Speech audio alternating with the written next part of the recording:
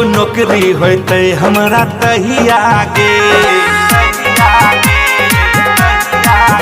हमरा कनियन बनाई भी त कहिया रे हाँ कहिया रे जब नौकरी होते हमरा तहिया गे वैकेंसी निकलता बोले कहिया रे हाँ कहिया रे वैकेंसी निकलता बोले कहिया रे हाँ कहिया रे जब मोदी कृपा होते तहिया गे हमरा कनियन बनाई भी त कहिया रे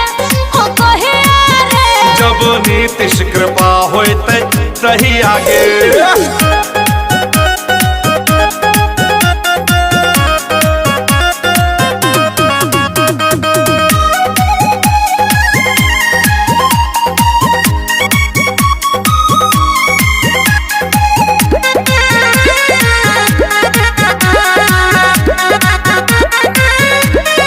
नौकरी के चक्कर में हो जाइबी बूढ़ा हे रे नौकरी के चक्कर में हो जाइबी बूढ़ा सबटा सपना हमर रहतै अधूरा सुने सुने गोरी हमर बतिया जल्दी ये ऐते मस्ती वाली रतिया हनीमून मनई भी तो कहिया रे हम कहिया रे जब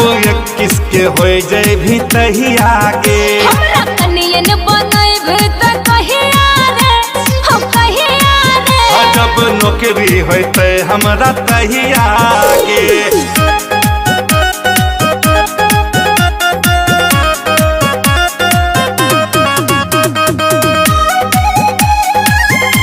record by Riya studio Khagaria Hadash